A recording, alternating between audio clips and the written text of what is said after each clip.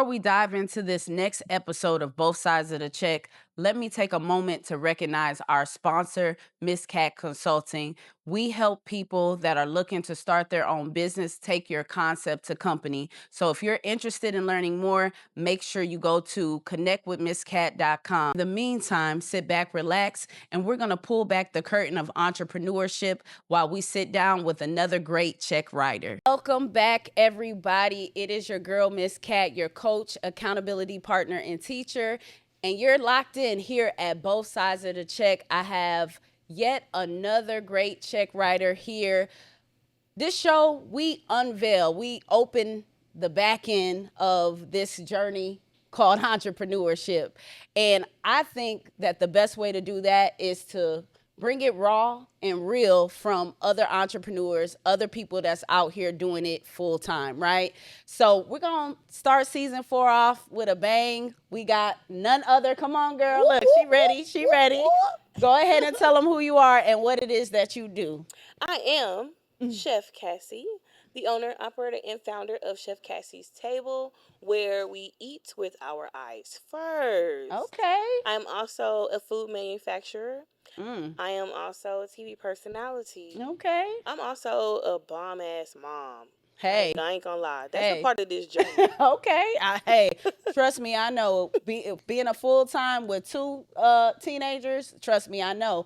Now, we're going to just dive right in because I know that when you say food manufacturer, Okay, so let's go ahead. Well, that's where we're starting. Yeah, we're going to start there. Okay. Food manufacturer. Okay. Okay, I didn't just wake up and decide, I want to have a little seasoning. No, friends. That's great. Your seasoning tastes great, but it tastes like everybody else's. I decided that I wanted to do something different, something outside of the box. Okay. I don't think I do anything traditional.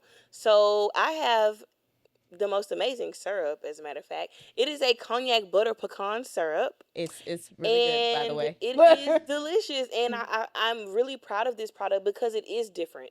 I think that it's so easy to go into the kitchen and create a seasoning. Honestly, they're all the same, and I mean that with love.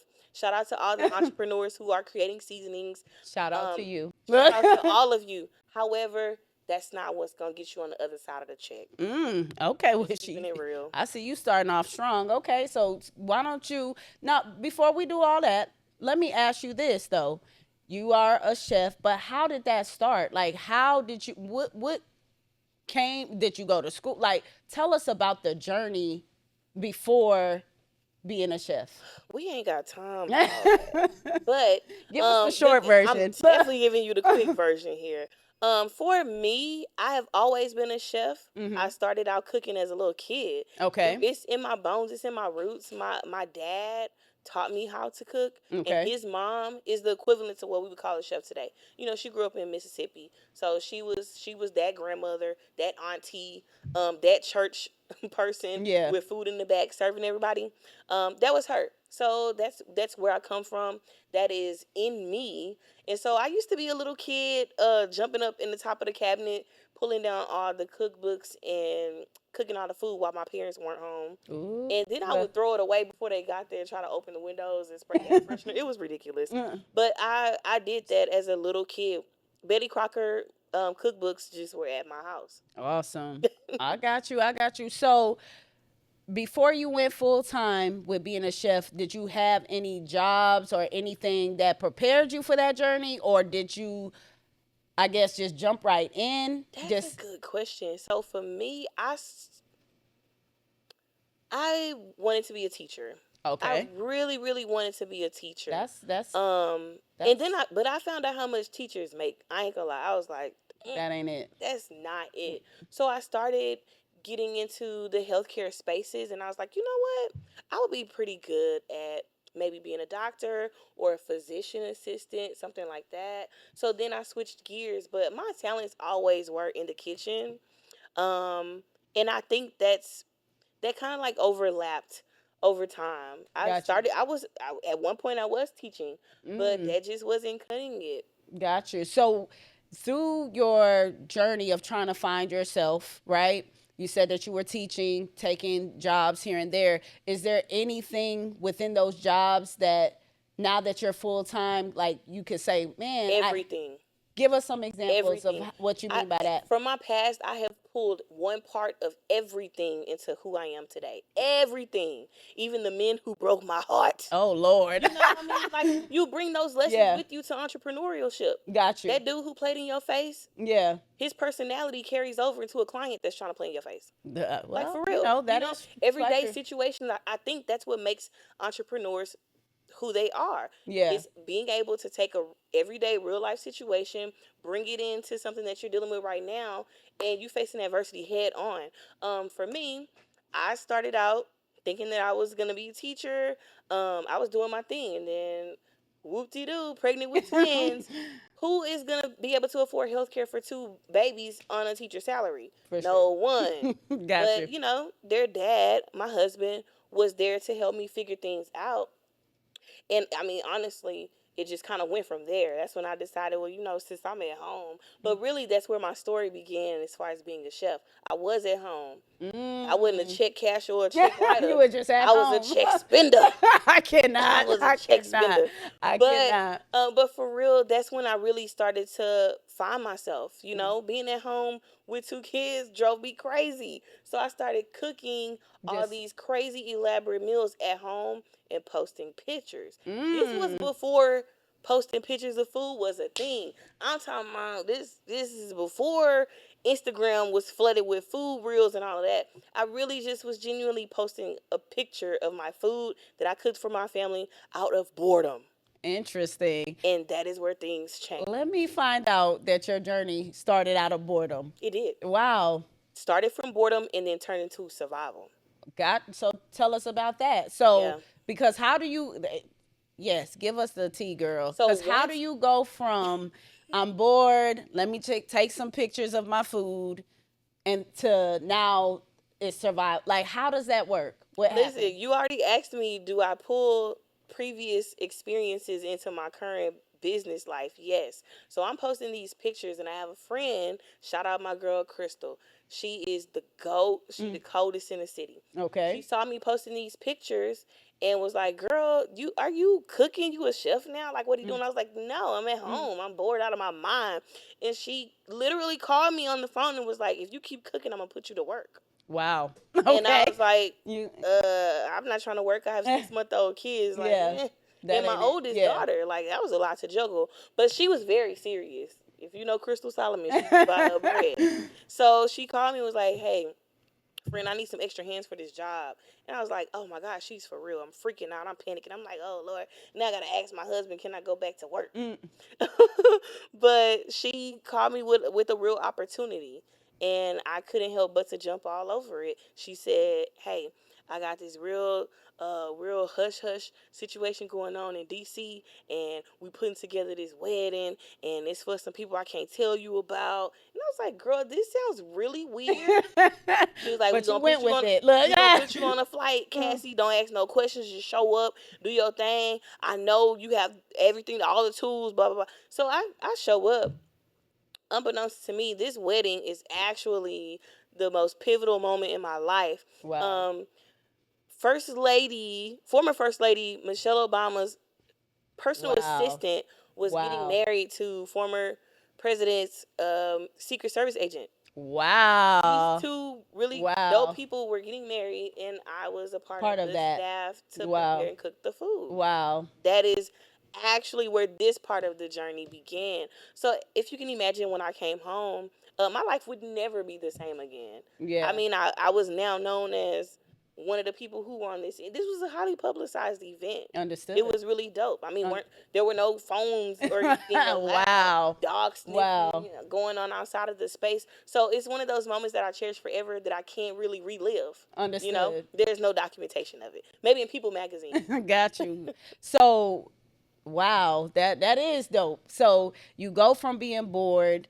now. So I would venture to say, and correct me if I'm wrong. So this is the time where you like decided to go all in. Is that like No, I came okay? home. Okay. This story is deep. Okay. I came home, and that's when people began to assume that this is my What you new do? role. Oh, okay, got And you. I'm thinking, Uh, okay, Cassie, I got this event. Yo, uh, whoa, no, I'm trying to be at home. What do you mean?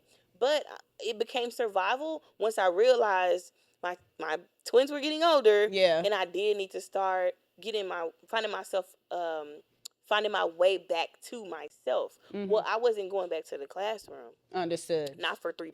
Yeah, understood. So that's when it Understood. became a survival thing for me. Before I had my twins, it was just me and my daughter, Yeah. and I was thugging it out with 3 and 4 jobs. I Yeah. was definitely not a check writer at that time. I got you. And so I started feeling the walls close in at home, quite literally, and I was like, I gotta get out of here. And so it became survival because I wanted to locate Cassie again. I was rediscovering myself, obviously, as a new twin mom, but Awesome. also I needed to get some coins to match my man. Understood. So basically you went from, like you said, just boredom, posting pictures, then you get pulled into this big event, and now you're like, okay, I really don't want this to stop, like, and then but then technically it seemed like you didn't have no I control did not. of it. It kind of just took fire. It and did. and and here we are today. So how many years have you been like full time doing Chef Oh, Cassie? I have been doing Chef Cassie since 2016. Wow. Solid. Wow. Wow. Solid. And so throughout this journey, like you say, you take a lot of, what you've learned in the past, your past experiences and things of that nature. But outside of people pulling on you, of course, because now it's like, you're kind of niche down, Yep. right? But outside of that, what is it that keeps you going? Like what makes you, from 2016 now to 2025, what is it about being a chef that keeps you going? I enjoy being able to decide when I'm gonna go to work. I Mm. know that sounds crazy. No, Some it people don't. will feel like No, that's a it little don't. shallow, No, it don't. but I live such a demanding motherhood life Understood. that I gotta have something that offers actual flexibility and allows me to have income. I love it. And that's and you know what? It's crazy because before we jumped on, we were having that conversation. Christmas is coming up, the holidays is coming up, and it's like, "Hey, you cooking?" And you like, "Hey, I want to cook if I want to cook." And that's power. And that's the difference between you being a sous chef, you know what I'm saying, at somebody else's That is restaurant, absolutely correct. or your own check writer. And for those, this might be a little bit off, y'all bear with me, but one thing that I admire is being in a chef space. That's not something that people really think that you could really make money or Oh, thrive off. So just for those that are little, stay like, tuned for part two I of the cannot. podcast. But seriously, for those that like, how she make money with that? Like, just kind of not telling all your business, but what is it that you do to sustain yourself as a full-time chef, in this industry? Honestly, it varies, and Okay. the pivot is real. Okay. Um, we got a lot of post-COVID chefs right now, and that's Mm. no shade. I Got you. promise. I have had to do very compromising jobs because everyone else was in the same pivot as me. Understood. But cooking is something that comes naturally for so many people, so it was easy for people to pivot to cooking. Mm-hmm. But it destroyed The people that, solid yeah, yeah. cooking companies and businesses. I mean, single handedly, just overnight, everybody Understood. became a chef because they were either um, at home bored or they were in survival mode and Yeah. knew that they could provide a meal to someone to make sure their family ate, Understood. or they became content creators and they just cook food at home to look good and they make money off of brand deals. I was at war with all of that because really all three of those were no longer my reality.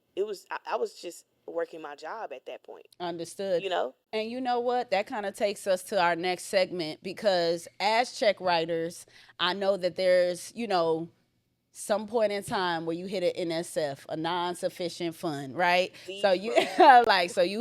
you go to cash that check, write that check, and the funds ain't there. So it seemed like you about to dive into something that could have potentially, it seemed like that could have took you out. So how did you, first of all, tell us a little bit more, and how did you navigate through that? First of all, COVID humbled the humbled The me. beep. Look. Okay. COVID Really? humbled Chef Cassie. Okay. Okay. Not that I needed to be humbled though. Okay. I am an humble person if I'm being honest. Understood. But in those moments, I could not. I had to adjust my pricing Okay. because Okay. I was competing with pasta chefs. Understood. Okay. Um, and that was a reality check for me. I had to really sit down and be like, you know what? What we gonna do? Cause this ain't it. So Got you. that's when I started wondering, what's the next thing? Got you. How do I scale? Like, what are other chefs who are bigger than me doing to survive COVID right now? I know I'm not the only one. For sure. So that's when I started studying. Mm. And to your point, being in food alone is crazy. Food and beverage is a wild industry. I've been in food and beverage before 2016. But you know what? COVID kind of shifted the industry as a whole. For everyone in food and beverage is in a different space or had to pivot in a way that you didn't imagine. But for me, I was very, very humbled and had to adjust my pricing, change my menu. But at the same time, I was like, well, while I'm over here collecting these pennies, because it felt like pennies at the For sure. time, Yeah. while I'm collecting these pennies, let me figure out how I'm going to pivot and create Some a new something that will allow for me to make the same money that I was used to before. And understood. that's when I said, okay, I need to create products. But God knows I didn't want to do the same thing that people Everybody, were the doing. seasonings, the Yeah, because so think about it, and I teach my mentees this as mm. well. Think about how overwhelming you feel when you go down the seasoning aisle at HEB. I'm using HEB because shout out HEB. Baby, I'm a vendor, I'm a Hey, supplier, hey, and I'm an advocate. Shout out okay. HEB. Hey, HEB. Look, But going down the seasoning aisle at HEB is overwhelming. that is true Think about your seasoning being lost in that. for sure. I got you. I was like, let That's me not what you figure want to out do. Mm. every other possible space that Mm-hmm. I can contribute a viable product in the food and beverage space. To unbeknownst to me, back to boredom. I got tired of chicken and waffles, so I created syrup. Awesome. It came to me in a dream. We're gonna talk about that. It came to me in a dream, quite literally. I was invited to go on Isaiah Factor on Fox 26. I was one of the VIP chefs at the Southern Fried Chicken Festival Okay, way girl. back in it. I started out cold. Okay, girl. But we were invited to come onto the show and do something fun, like a little mini competition, and I created a chicken and waffle sandwich with before the sandwiches was popping. Mm. Check the receipts. Don't I'm about to say, don't you hate that when Check the like when you come receipts. out with something, but I mean, when you see people coming out with stuff that that you was the first, it's okay, keep I, going. I actually have the receipts. That's Oh, how upset I am about it. But I created a chicken and waffle sandwich. It had smoked Gouda cheese on it, egg over easy. It had some applewood bacon on there, girl, and did you bring some of that with you though? Like, no. okay. But you know what? I'm gonna do I'm the just show saying, next year. we don't talk about food on here unless you gonna bring Oh some for the look, I crowd. told that all the way up. Messed it up. I'm Look, gonna run it back next time. all right, but go But ahead. I created this crazy, immaculate, over the top ass sandwich, and I was like, oh, it's cool, but then I'm gonna put some boring ass syrup on. I Yeah, can't put regular syrup on here. And as a chef, that's when my brain brain was click. like, um, I gotta put some on here, but I didn't know what to do, so I just left it Created. alone. But I went to sleep, and I'm a Wow. dreamer, and God be dropping deposits in my sleep. Hey, It bloop bloop. hey, And so I dreamed up what at the time was like a Hennessy pecan something syrup. And I knew how to make homemade syrup because my dad used to do that for us at home when we were little. So the next day when I'm getting ready for the show, I was like, you know what, man, fuck it, I'm just gonna do it. okay, And okay. so at the time I was using I had some Hennessy in the back of the cabinet because I don't drink that. But that's what I used because I knew that flavor profile would really speak to butter pecan, and that's how that started. And went on the show. And The killed sandwich it. went crazy. The sandwich went viral. Wow. And I had people the next day after it aired blowing me up asking for the sandwich. So I was like, dang, I gotta get here and make 100 Wow. fried chicken and waffle sandwiches the next day. Wow. Okay, blew my mind, but that's when I learned the power of scaling. Remember, I told you I needed to figure out how to scale? Yeah. That came to me, you know? And here we are today. Well, one thing that I will say, listening to your story is, you didn't quit. You could have just said, you know what, everybody popping out. Let me just go back to doing what I'm doing. And then what I also heard you say is, let me do some research. You know what I'm saying? Because I think a lot of times people just pop out there, they just do a thing. You know what I'm saying? And we all guilty of that. And that's what I'm about to say. I'm not hating, I'm not whatever, but I think that the move was more calculated. Yeah. It hit harder because you didn't just pop out. Like you literally, like, let me research. I really did take time to not just research, but I was manifesting in the grocery store. Wow. I was walking through the grocery store, taking pictures of different parts of the store, and I went home and I wrote down produce section. Wow. Pantry section, dairy, and I sat and I thought about all of the things that I could produce. I love it. In those areas. I love it. And what stood out the most was the syrup. Because that was where there was no life. There are no flavored syrups at the store. There are now. But we gonna I digress. I digress. We're gonna get to that in just a moment. But I knew that there was a hole. Understood. Quite literally. Because you know what they did to Aunt Jemima. But see, you know what they did to her. So guys, and I'm speaking straight to you guys. So this is what I want you guys to notice in this story is not only was there just a passion, but it's like, what is the lack? Where's the lack? Where is the hole? What's something I can do to fill? Because everybody can cook. And your mama, you know what I'm saying? Like you said, yes, everybody and their mama can cook. So what makes you different? And I think that's another thing that people don't think about is like, okay, I know I got a passion. That's cool. But what makes me stand out from the thousands of other people that are chefs or Houston whatever? Is big. Exactly. So not only did you do your research, but like you said, you manifested and then you found the gap. And I think that's where people mess up because you could just mimic what you seen the big dogs do. Could've. And just, you know what, let me throw some spices on the rack just to say I did something. A lot of people just want to make it seem like they're doing something. Yep. So at the end of the day, like, kudos to you for saying, you know what, you see what they just did to, that particular brand. Ain't nothing else on the shelf, right? So let me fill this void. And then of course now it blows you up because you're filling a void that people didn't even take the time to realize was there. It's funny you say it in that way because at the time I really wasn't moving like that. Yeah. I saw the gap and there was a transition happening with the passing of George Floyd and it was just so crazy. Everyday living was completely wild for Black people in America. Yep. So I was like, I got one of two choices. Either I do something really different that's going to set me apart from all the other Black women, or I'm going to get lost in the sauce with all the other Black women. For sure. It's an everyday fight. You got to pick which which side of the And I chose to be different because I'm just crazy and I was born a unicorn and I didn't ask for this. But I was like, you know what?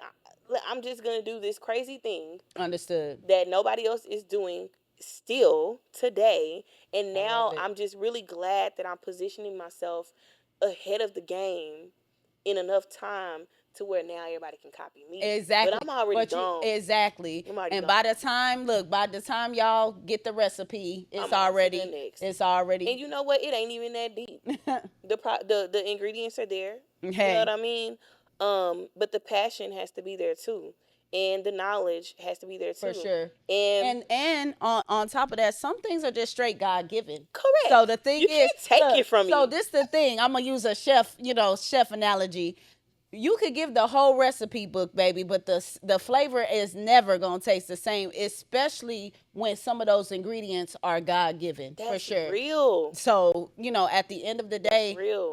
that just sounds like where you at in life, and like I said, I just want to say kudos to you, because a lot of times people don't, you know, acknowledge the grind. Yep. They think just because it comes easy that it ain't a struggle. You know what I'm saying? It's So an kudos. everyday thing, Yes, kudos. And aside from that, Mm, let's go ahead and segue because I already know mm, what you really want to talk about.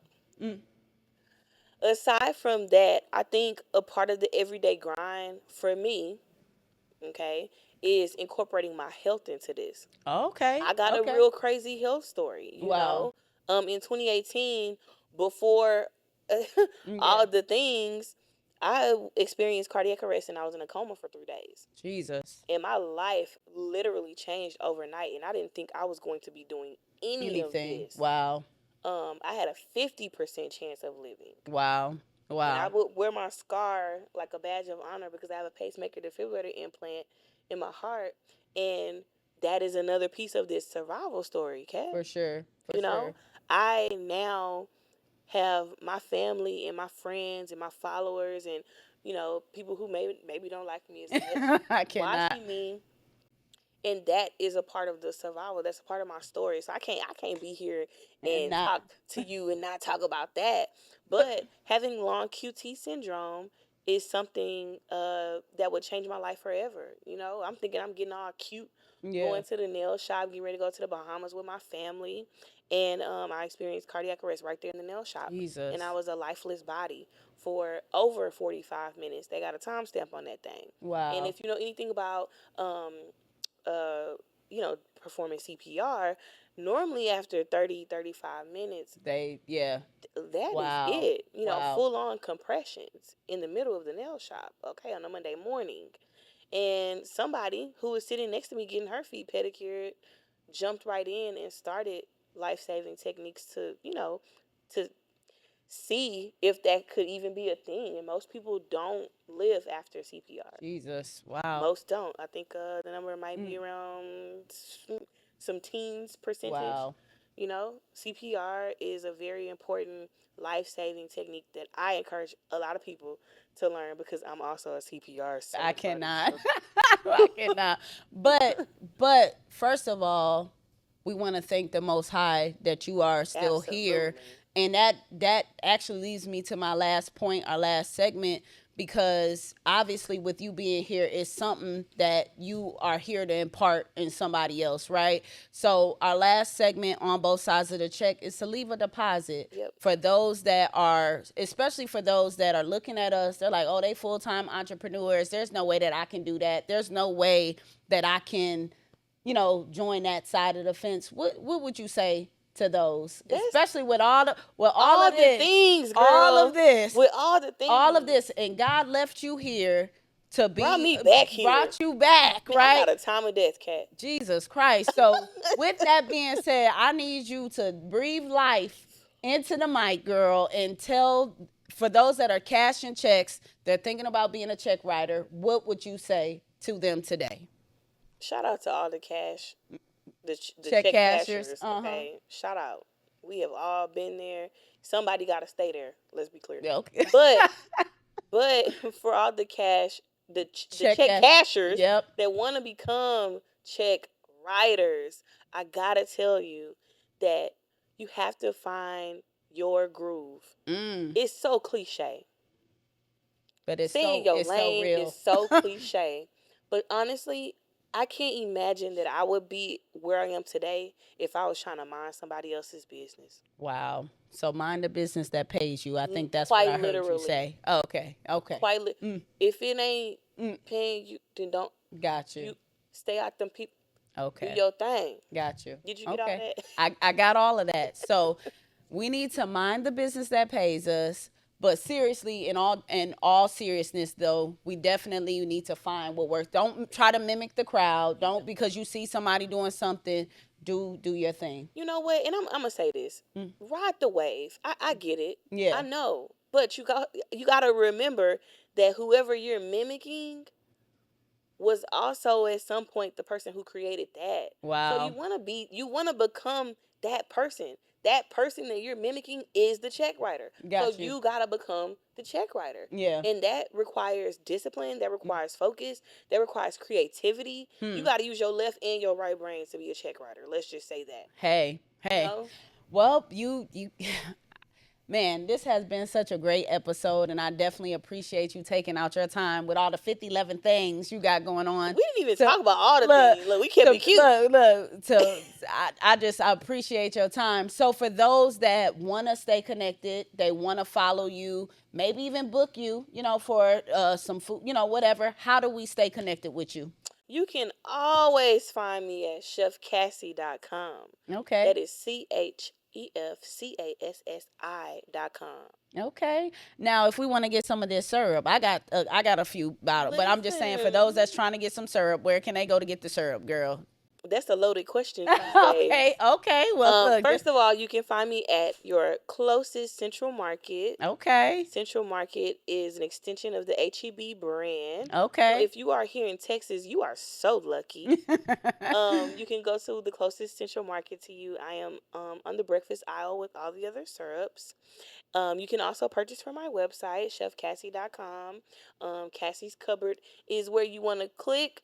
And that leads me to my last little old piece before I go. What? I'm excited to What you share got? this with What? you. What you got? You know, I'm a check writer these days, but now I'm going to be a check writer who really is doing absolutely nothing. Oh, okay. Okay. Because I'm getting ready to embark on this new thing for me, Okay. getting into the private label space. Awesome. Awesome. Getting ready to private label for some of your favorite grocery stores, for those of you who are in Texas and in the Midwest. Okay, girl. So the next time you pick up your favorite bottle of syrup with your favorite grocery's name brand on it, Might it have been. just may have been from Chef Cassie. Girl. Well, look, well, we can't drop these mics, but mic drop. Okay. Well, Chef Cassie, thank you so much for being on the show today. It's been an absolute privilege.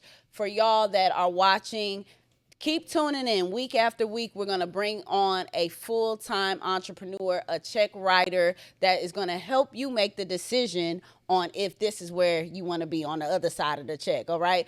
But in the meantime, I'm your girl, Miss Cat, your coach, accountability partner, and teacher. And if you want to take your idea and make it into reality, if you got a concept that you're trying to take to company, make sure that you tune into my socials at Connect with Miss Cat, or you can go to my website, connectwithmisscat.com, where we can help you take that vision and make it into reality. But we'll see you next time on both sides of the check.